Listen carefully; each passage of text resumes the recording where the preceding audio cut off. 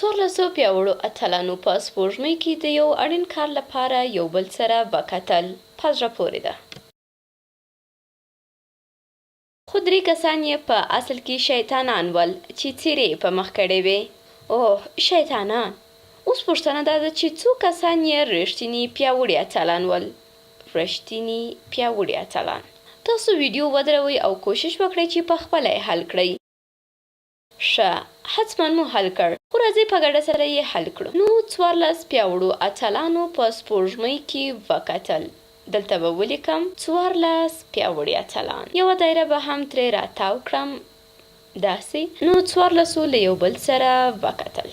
اوس له دې 14 نه 3 کسان یې شیطانان دي چې څیرې یې په مخ کړي دي.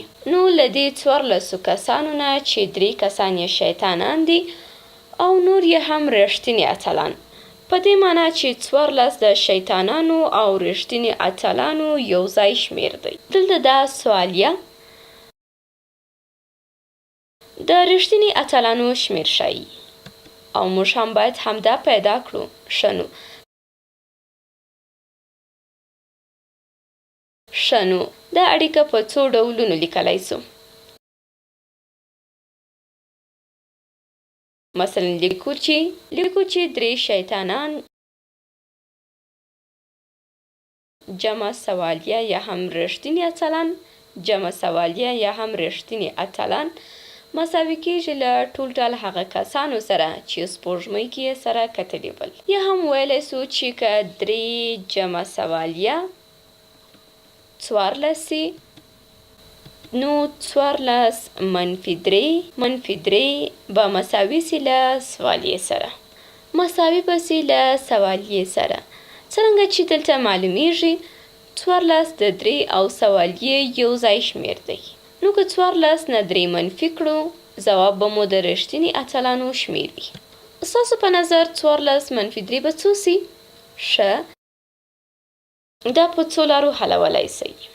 یوه یې دا چې 14 منفي 1 مساوي کېږي له 14 سره. 14 منفي 2 به 12 سي. 14 منفي 3 به 11 سي. نو لرو چې 11 مساوي دي له سوالیې سره. یا هم سوالیه مساوي ده له 11 سره.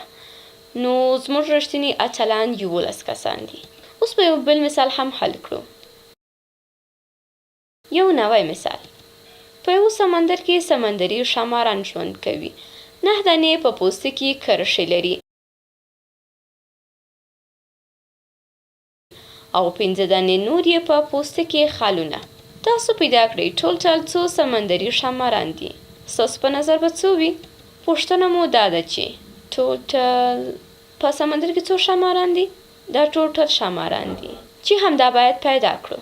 اوس به ولیکو چې ټوټل سمندري خاماران چې دا سوالیه د همدې معنا ورکوي او راکړل سوي چې 9 دانې یې کرښه لرونکي 9 دانې یې کرښه لرونکي او 15 دانې هم خال لرونکي 15 دانې خال لرونکي دي.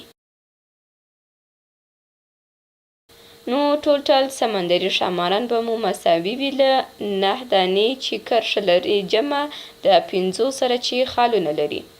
نو لیکلی سو چې 9 جمع 15 مساوي کېږي له سوالیې سره.